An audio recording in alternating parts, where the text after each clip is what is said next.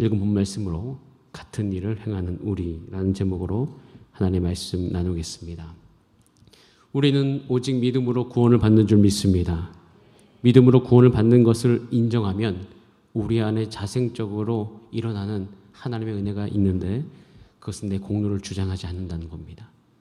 사람이 자기의 행한 것, 자기의 잘한 것을 자랑하지 않는 것은요, 큰 은혜가 있지 않고서는 불가능한 것입니다.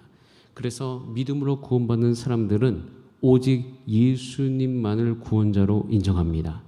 그리고 믿는 사람들은 믿음으로만 내가 구원을 얻기 때문에 그 마음속에 한 가지의 열망이 있습니다. 그것은 오직 예수 그리스도를 쫓아가는 것이에요. 내가 오늘도 예수 그리스도 그분을 만나기 위해서 이 자리에 오고 모든 구원은 오직 예수 그리스도 안에 있으며 내가 잘하건 못하던 모든 나의 삶의 근거는 내가 아니요 오직 예수 그리스도다. 그렇게 알고 예수님을 따라가는 분들이십니다. 근데 예수님을 따라가다 보면 어떻게 되죠? 열매를 맺게 되어져요. 여러분, 예수님께 집중하신 분들은요, 때로는 실수하고 때로는 그 마음속에 자기의 연약한 육 때문에 무너진다 할지어도 그 방향성 자체가 예수 그리스도를 갈망함과 예수님과 연합됨이기 때문에 여러분, 우리는 한 가지 이 세상을 살아가면서 기적을 얻게 되어집니다. 그것은 예수 그리스도 안에서 내가 새롭게 창조되는 것이에요. 예수 그리스도 안에서 내가 예수님과 연합될 뿐만 아니라 예수님을 닮아가는 것입니다. 여러분, 그런 일들이 우리 안에 일어나기 시작하면 우리 안에 이 세상 사람들이 꿈꾸지도 못하는 한 가지의 소망이 생겨요. 그것은 성결에 대한 사모함이에요. 주님, 이게 성결이 내가 거룩해지는 것이 불가능한 것이 아니구나. 여러분, 내가 믿음 안에서 구원받은 줄 믿습니다. 그럼 믿음으로 말미암아 예수님이 주시는 힘으로 우리가 또한 거룩하게 될 줄 믿습니다. 그렇게 우리가 그것을 사모하게 되어지면요, 그 안에 우리 안에 합당한 열매들이 시간은 좀 걸리지만 하나씩 하나씩 맺어지게 됩니다. 그것을 사모할 때, 그럼 그 능력이 나타나기 시작하는 거예요. 우리가 거룩하게 살고 싶지만 잘 안 되죠. 여러분, 제가 요즘에 존 웨슬리의 신학가 존 웨슬리의 생애를 아주 자세하게 쓰신 이 시대의 이제 최고의 존 웨슬리 신학자의 책을 읽고 있는데 그 존 웨슬리의 그 생애를 굉장히 자세하게 다루는 그 책 안에서 제가 참 많이 격려를 받습니다. 위로를 받아요. 왜냐하면 웨슬리도 엄청 오래 걸렸습니다. 그리고 그 실패한 일들 따지자면요, 저보다 더해요. 참 저에게는 뭐 저보다 더하기 때문에 격려를 받았다는 것이 아니라 내가 잘못 가지 않는 거구나라는 것을 그것 통해서 격려를 받습니다. 여러분도 마찬가지예요. 그럼 존 웨슬리가 처음으로 좋아했던 여자를 하나님의 뜻인지 아닌지 구별하기 위해서 뭐 한지 아세요? 주사위를 던졌어요. 1번 나오면 난 저 여자 좋아하고 2번 나오면 굉장히 20대 때 미국 조지아로 선교행을 떠나서 거기서 실패는 다 겪어요. 동생 데려가잖아요. 동생 찰스 웨슬리는 6개월 만에 추락 나갑니다. 왜요? 그때 당시에 굉장히 오만함과 자만함이 또 안에 있었기 때문에. 그리고 실패를 겪고 결국 다시 돌아오는 거예요.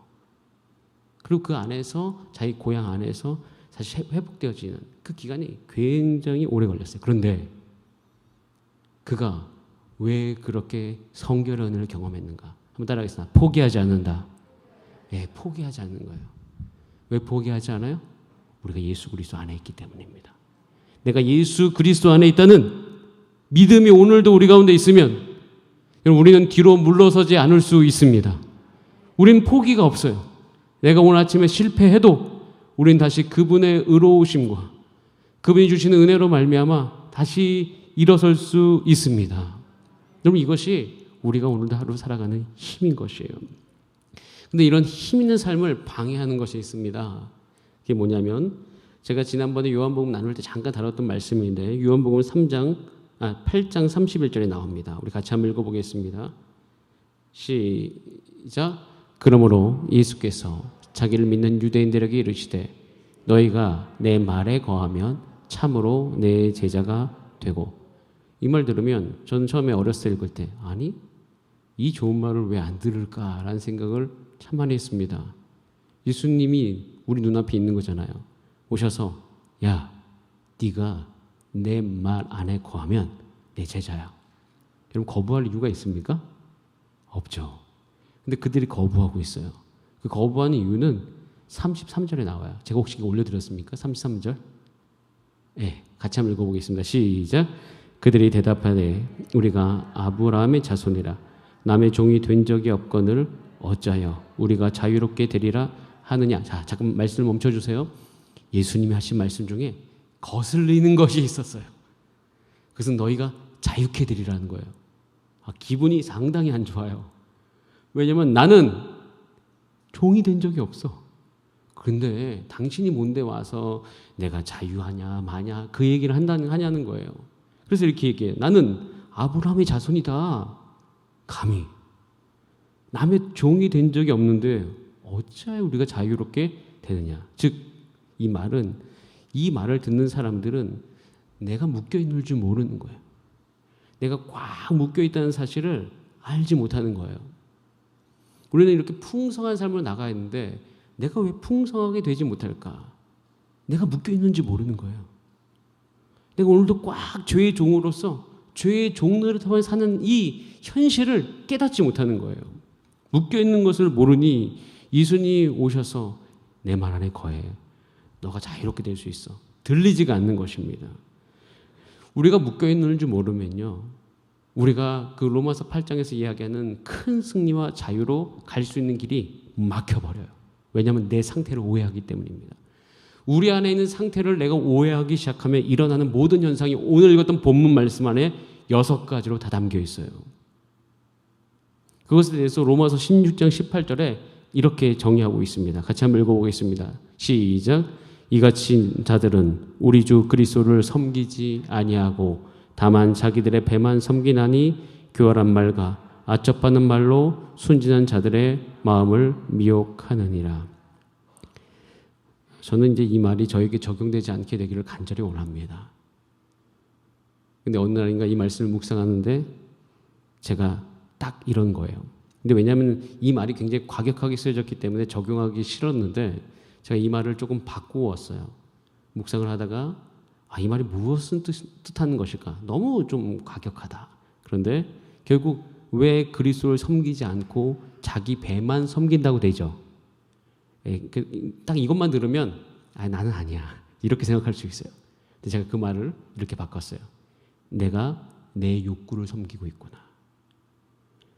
내 자신을 살펴보니까 배만 섬긴다는 것은 예를 들어서 식욕이 강하지 않습니까? 이때 당시엔 식욕이 엄청 강해요. 그렇기 때문에 먹고 싶으면 못 참는 거예요. 그것을 배만 섬긴다라고 표현하고 있는 거예요. 여러분 자기의 상태를 모르고 내가 죄에 묶여있는 줄 모르면 오늘 우리가 우리 자신을 살펴볼 수가 있습니다. 내가 내 욕구를 섬기고 있는 거예요. 여러분 우리가 왜 자유롭게 가지 못하는가? 왜 성결을 사모하지 못하는가? 내 삶 가운데 내가 왜 그렇게 지금 하나님이 주시는 그 은혜의 풍성함을 누리지 못하며 살아가고 있는가? 그것은 당연히 내가 묶여있는 줄도 모르고 묶여있는 줄 모르면요. 우리 모든 육체는 자연스럽게 우리의 욕구를 섬깁니다. 이것이 사도 바울이 우리를 향하여서 우리의 상태를 정확하게 진단을 내리고 있는 것이에요. 그래서 우리가 로마서를 읽으면서 하나님의 복음을 들으면서 우리가 그 로마서 8장의 그 승리의 장으로 가기 위해서 우리가 열어야 될 또 하나의 관문은 내가 내 욕구를 섬기고 있다는 그 사실, 그것이 즉 내가 죄의 종이라는 사실, 이것을 우리가 인정하고 주여 이 죄인이 그럼 어떻게 됩니까? 사도 바울도 자기가 내가 왜 죄인이야 라는 생각을 가장 많이 하신 분들입니다. 아마 제가 생각한 것보다 여러분이 생각한 것보다 훨씬 더 많이 그 사도 바울은 여러 가지 생각 가운데서 내가 왜 죄인인가? 나 같은 의인이 어디 있어? 라고 생각하면서 살았던 사람이 바로 그 바울이었습니다. 근데 그가 나중에 자기 자신을 향해서 뭐라고 얘기합니까? 나는 죄인 중에 괴수다. 철저하게 자기 자신이 그 죄인인 것을 깨달아요. 그러면서 그 죄인인 걸 깨닫는 그 순간부터 목마름이 있어요. 주님의 의에 대한 목마름. 의에 주려 있는 거예요. 목이 마른 거예요. 그 예수님의 말씀을 내가 듣지 않고서는 생명수를 내가 얻을 수가 없는 거예요. 여러분, 그러면서 사도 바울이 그 갈망으로 말미암아 난 더 이상 나를 괴롭게 하는 내 육의 욕구를 섬기지 않기로 결정하노라. 내 육은 육의 욕구를 섬기지만 내 영은 하나님의 법을 섬긴다라고 이야기하면서 자기 안에 있는 모든 갈망이 하나님을 향해 가도록 자기의 삶을 드리는 것을 볼 수가 있습니다. 여전히 육은 연약하지만 드리는 거예요. 그러면서 내 몸을 거룩하게 하나님께 의의 병기로 드려야 되겠다. 이렇게 결론을 내는 것입니다. 여러분, 혹시 오늘 하루를 살아가면서 여러분 안에 있는 욕구가 무엇이었습니까? 우리는요, 우리의 욕구를 섬깁니다. 그러면은 이런 어떤 상태 가운데서 오늘 좀 불편한 이야기인데 이 불편한 이야기들이 우리 가운데 하나씩 하나씩 다가옵니다. 내 욕구를 섬긴다는 것은 그럼 어떻게 구체적으로 나타나는가? 이것이 과연 무슨 말인가? 뭐 식욕일까? 아니면 뭐 그냥 내 안에 진짜 사람의 어떤 그 욕구라고 얘기하는 거. 근데 우리가 식욕, 뭐 예를 들어서 우리가 흔히 얘기하는 이 욕구들을 이야기하면 이 세대는요 이미 욕구에 대해서 굉장히 관대한 시대입니다.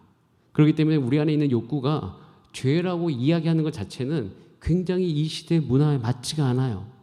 그렇기 때문에 그냥 욕구를 섬긴다라고 하면 정말 죄에 민감하지 않으신 분들을 제외하고는 아니 그게 무슨 죄야? 다 하는데 그게 무슨 죄야? 이 문화 안에서는 다 누리는데 라고 이야기하면서 당연히 그것에 대해서 어떻게 해요? 거부하기 시작해요. 그래서 그것의 정점을 이룬 곳이 어디예요? 로마입니다. 지금 어디예요? 저는 서울이라고 생각합니다. 여러분 생각해 보세요. 100년 뒤에 여러분 이 2022년을 사신 서울 향해서 사람들은 어떻게 평가할까요? 여러분들은 인정하지 못할지 모르지만 여러분은 이 세상에서 가장 높은 문화를 누리고 있습니다. 여러분이 느끼는 모든 욕구를 충족시켜 줄 만한 많은 장치들이 여러분 안에 있습니다. 먹고 싶으면 먹을 수 있고 자고 싶으면 잘 수 있습니다. 이런 것들이 우리 안에 있어요. 우리는요 사도 바울이 우리 그 로마를 향해서 경계했던 모든 위험에 우리가 다 노출되어 있다는 사실을 알아야 됩니다. 저는 가장 많이 노출되어 있는 사람이죠. 아마 100년 뒤에 서울에 살았던 그리스도인들을 향해서 꼭 로마에 살았던 그 그리스도인처럼 평가를 할 수도 있습니다. 왜냐하면 우리는 알게 모르게 우리가 죄인인지 모르고 그것을 다 우리가 받아들이며 살아가고 있을 수 있기 때문이에요. 그래서 사도 바울은 작정을 하고 로마에 사는 그리스도인을 향해서 그 사람들이 복음의 능력을 경험하지 못하는 것을 한탄하면서 이 서신서를 쓰고 있는 것이에요. 그러면서 이제 하나씩 구체적으로 이야기하기 시작한데 첫 번째로 이렇게 얘기합니다. 2장 1절에 이렇게 되어 있어요. 같이 한번 읽어보겠습니다. 읽어도 보면 2장 1절 시작. 그러므로 남을 판단하는 사람아 라고 되어 있습니다. 뭐라고요? 남을 판단하는 사람. 내 욕구를 섬기는 사람들의 특징, 남을 비판한다. 이걸 다르게 이야기하면 남과 비교한다. 끊임없이 내 자신과 남의 가진 것으로 우리의 모든 상황의 근거를 삼는다라고 이야기하는 거예요. 그리고 왜 남을 비판합니까? 내 자신을 지키기 위해서 남을 비판하는 것에 대해서 이야기를 하고 있는 것이에요. 남을 비판하기 시작해요. 내 자신에 대해 생각하는 것이 아니라 내 가족을 때면 내 아내를 비판하기 시작하는 거예요. 내 자녀를 비판하기 시작하는 거예요. 힘이 없으니까. 내 안에 에너지가 없으니까. 그들을 품고 사랑해야 되는데 내 안에 있는 모든 에너지를 가지고 남을 비판하기 시작하는 것이에요. 여러분 우리 이것을 향해서 우리가 왜 죄냐라고 이야기할 수 있습니다. 왜 나도 힘든데. 그런데 사도 바울은 이 영역에 대해서 이것이 죄와 연결되어 있음을 이야기해요. 여러분 비판하는 사람들의 특징이 뭔지 아세요? 두 번째 그것이 특징이 나옵니다. 자 2장 3절 말씀입니다. 같이 한번 읽어보겠습니다. 시작. 이런 일을 행하는 자를 판단하고 같은 일을 행하는 사람아. 저는 이 이야기를 들으면서 망치로 머리를 얻어맞는 것 같았어요. 판단을 해요. 판단을 하는데 정말 우리가 우리 스스로를 알아야 되는 것은 판단하고도 같은 일을 행하는 거예요. 이것이 우리의 상태입니다. 저의 상태예요. 제가 가족 안에서 남편으로 살아가면서 사실 가족에서 목사가 아니잖아요. 남편이자 아버지잖아요. 남편이 아버지로서 가장 많이 회개하는 것은 비판하고도 같은 일을 행하는 저예요. 자녀에게 하지 말라고 한 거 누가 가장 많이 하죠? 내가 많이 해요. 아내에게 하지 말라는 거 누가 가장 많이 해요? 제가 많이 합니다. 성도님들에게 하지 말라는 거 누가 합니까? 제가 합니다. 남을 판단하고도 같은 일을 행하는 사람. 왜 그럴까요? 죄에 둔감하기 때문이에요. 남을 비판하면 곧 우리 삶 가운데 어떤 일을 우리 양심을 메마르게 만들어서 죄에 둔감하게 합니다. 그러면서 어떻게 돼요? 스스로 옳다는 거예요. 나는 괜찮아. 나는 괜찮아. 이러면서 자기의 죄에 대한 둔감 가운데 모순 가운데 살아가고 있는 것입니다. 자, 그러다 보면 이 특징은 어디까지 가느냐. 자, 2장 4절 말씀입니다. 이것이 점층적으로 계속 강화되고 있어요. 자, 우리 읽었던 4절 말씀 시작. 혹 내가 하나님의 인자하심이 너를 인도하여 회개케 하심을 알지 못하며 그의 인자하심과 용납하심과 같이 참으심의 풍성함을 어떻게 멸시하느냐라고 되어 있어요. 이게 무슨 얘기냐면 그의 참으심을 왜 싫어하느냐, 그의 용납하심을 왜 싫어하느냐, 그의 인자하심을 왜 싫어하느냐, 이게 아니라 멸시한다는 것을 무시한다는 겁니다. 너의 삶 가운데 너가 되어진 것은 여호와의 인자하심 때문이다. 여호와의 용납하심 때문이다. 너를 향하여 길이 참으시기 때문에 너는 그렇게 잘 살고 있는 거다. 그런데 그렇지 않아요. 이런 사람은 내 능력이 내 것으로 이루어진 줄 압니다. 제가 최근에 하버드 졸업생의 연설을 들었습니다. 한국계 이제 우리 미국인이었고 그분이 이야기하면서 자기 이민자, 그러니까 부모님이 이민자죠. 이민자 자녀로서 살아가는 것에 대해서 이야기하면서 가장 많이 강조했던 것은 뭐냐면 그 하버드생들은 굉장히 능력이 있지 않습니까? 그러면서 그들을 향해서 이 관점을 이야기하는 거예요. 여러분의 능력이 여러분의 것입니까? 아닙니다. 우리의 모든 능력은 이 사회의 네트워크를 통해서 우리 가운데 주어진 것입니다. 이것은 내 안에서부터 스스로 일어나는 것이 아니라 우리 부모님이, 그 부모님이 어떤 분이셨냐면 이제 우리가 보통 미국으로 이민 가면 세탁소 많이 하잖아요. 세탁소라는 거예요. 여러분들이 그렇게 멸시했던 한국계 세탁소 사람들이 나의 이 능력의 근거입니다. 라고 이야기하는 거예요. 굉장히 중요한 문제를 다룬 거죠. 그러면 나의 능력은 나로 말미암아 생긴 것이 아니라 우리 부모님으로 말미암아 내가 생긴 것이고 그렇기 때문에 여러분의 능력조차도 여러분 스스로 가진 것이 아니로 지금까지 이 사회의 구조와 문화와 교육 시스템 그리고 그분이 얘기했던 것 중에 저에게 굉장히 인상적이었던 건 그 하버드에서 그 모든 적용을 하는 사람들이 가장 멋진 적용을 우리 삶 가운데 4년 동안 제공해 주었습니다. 내가 공부할 때 도서관에서 일하시는 분들은 내가 가장 좋은 책을 잘 찾을 수 있도록 그 일들 행하셨어요. 우리의 모든 졸업의 능력은 이 세상에서 주어지는 것을 통해서 얻어진 겁니다. 그렇기 때문에 우리는 내 능력으로 어떻게 살아야 될까 이걸 고민하는 것이나 그걸 안다면 이제 내 능력으로 내가 누굴 도와야 될 것인가를 고민할 것입니다. 이게 그 연설의 가장 큰 주제였어요. 여러분 마찬가지입니다. 우리의 능력이 하나님께로도 온 줄 뼛속까지 아는 사람들은요. 내가 오늘 가지고 있는 나의 연약함과 나의 문제가 고민하지 않습니다. 이게 꼭 달란트 비유와 같아요. 내가 1달란트밖에 받지 못했지만 이것이 하나님께로부터 온 줄 아는 사람은 그것을 남겨요. 자기 온 삶을 들여서 살아갈 수 있다는 것입니다. 여러분 이것도요. 나의 모든 형통과 행복이 내가 해서 이룬 것이다. 이것도 하나님을 무시한다는 표현은 하나님을 잘 모르고 내 모든 삶의 근간을 하나님께로부터 세우지 않는 데서부터 오는 것이에요. 여러분의 모든 지금 누리는 행복과 모든 것이 하나님께로부터 온 줄 믿습니다. 우리는 내가 오늘 살아가는 것이 하나님의 인자하심 때문에 살아가는 거예요. 하나님의 나를 용납해 주심 때문에 내가 살아가고 있습니다. 내가 오늘도 아버지로서 오늘 집에 들어가서 든든하게 당당하게 살 수 있는 것은 하나님의 참으심이요. 하나님이 내게 주신 풍성함 때문인 줄 저는 믿습니다. 여러분 이것이 우리 가운데 너무나도 중요한 거예요. 그런데 우리가 스스로 비판하고 자기 똑같은 일 행하고 나의 모든 것이 나로부터 일어난다고 생각하신 분들은 이게 참 어려운 것입니다. 자, 이러다 보면 이제 네 번째, 점점점 이제 이게 네 번째 특징은 저는 이거를 무감각이라고 얘기했는데 무감각해져요. 정말 왜 무감각해지냐면 이제는 어떻게 되냐면 자신의 선 때문에 하나님의 가치가 완전히 무감각해지는 것이에요. 그러니까 우리가 보편적으로 이렇게 생각할 수가 있습니다. 네 번째 특징이 이렇게 되어지는데 우리 같이 한번 7절 말씀을 같이 한번 읽어볼까요? 7절 말씀입니다. 7절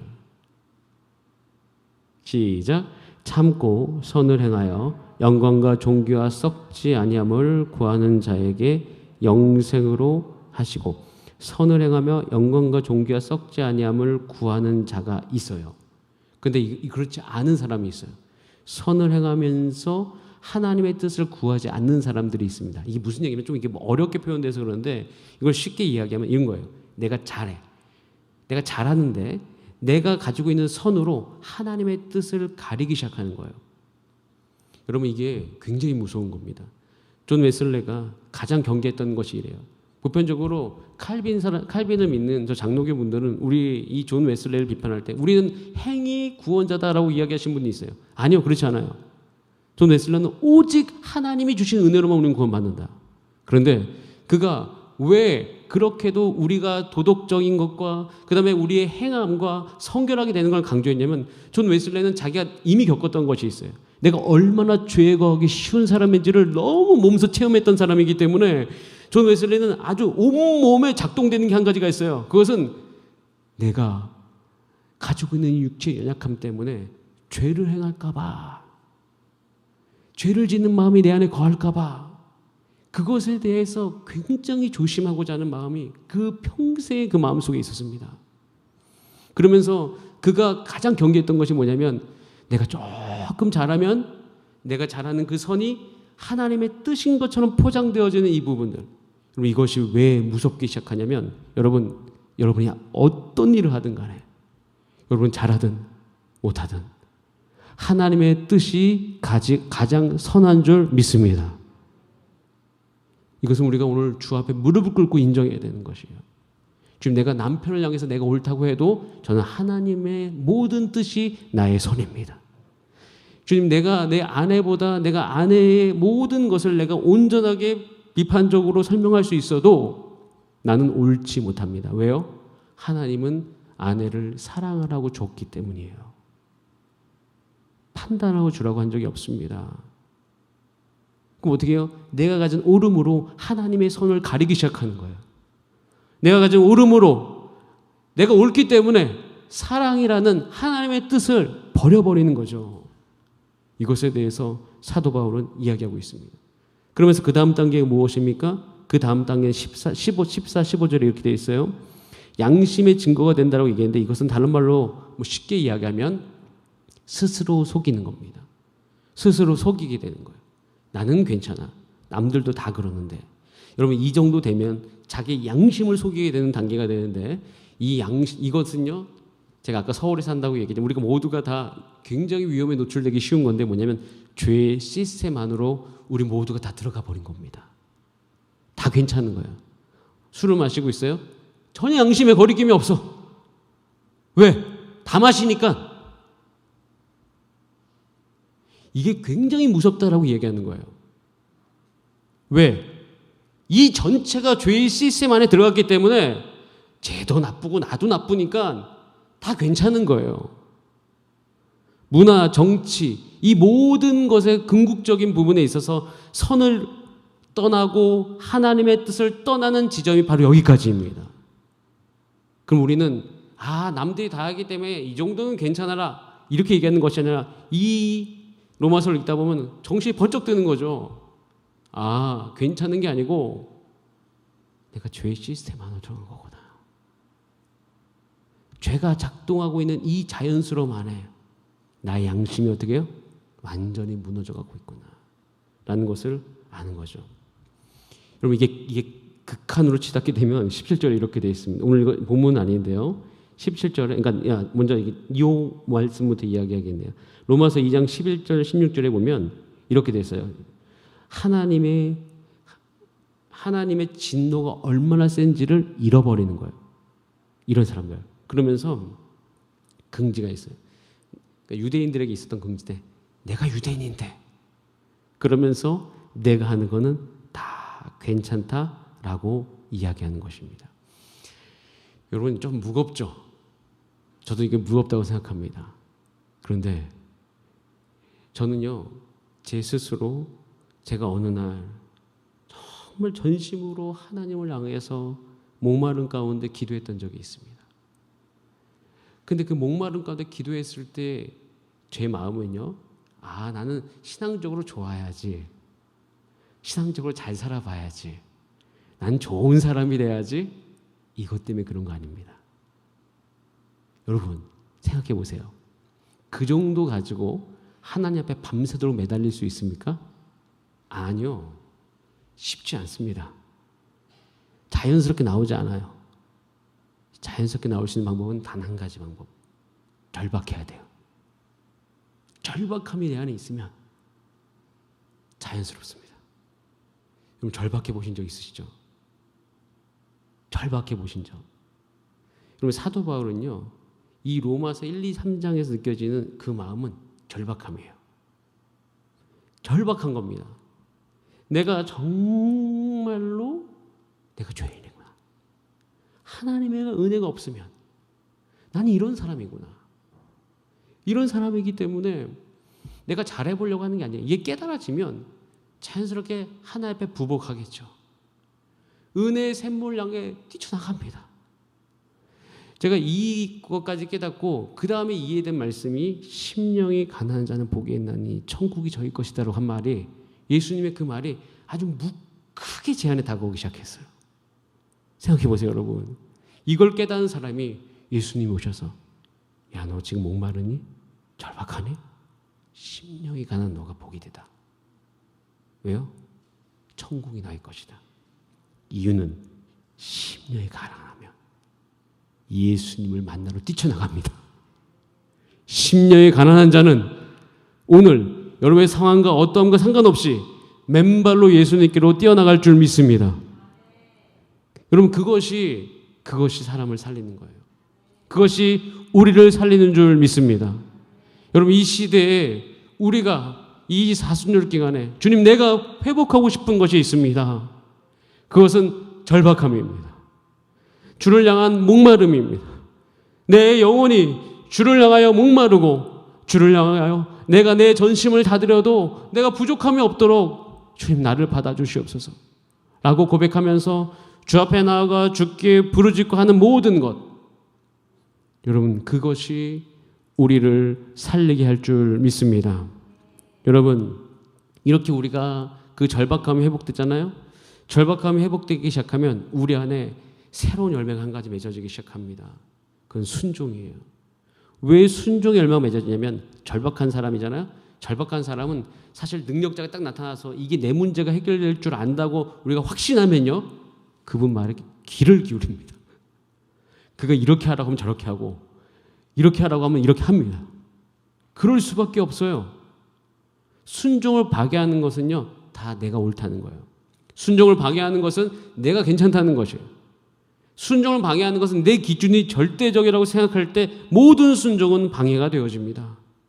그런데 이것이 인정하기 시작하면 여러분 우리는요 하나님의 말씀 안으로 빨려 들어가기 시작합니다. 여기까지 깨달으면, 여기까지 우리가 하면 이제는 로마서 그 3, 4장에서 도대체 뭐라고 이야기하는가, 이렇게 절박한 사람에게, 이렇게 소망이 없는 사람에게 도대체 무엇이라고 이야기하는가, 여기에 우리는 관심을 기울이지 않을 수 없습니다. 이런 마음이 있는 사람들이 로마서 3장이 이해되고 4장이 이해되기 시작해요. 내가 과연 의로울 수 있을까? 그걸 향해서 아브라함이 믿음으로 말미암아 의롭다함을 얻었다. 너도 될 수 있어 라고 외치기 시작하는 거죠. 그럼 우리 마음이 어떻게 해요? 거기서부터 힘이 나기 시작하는 거예요. 나도 소망이 있구나. 나 같은 사람도 괜찮구나. 나 같은 사람도 내가 하나님의 은혜 가운데 있을 수 있구나. 여러분 우리 안에, 저는 하나님의 풍성한 은혜가 이 사순절 기간 저 여러분 가운데 부어지게 되기를 원합니다. 그 중에 가장 궁극적으로 누릴 것은 부활이죠. 부활의 생명이 내게 있어.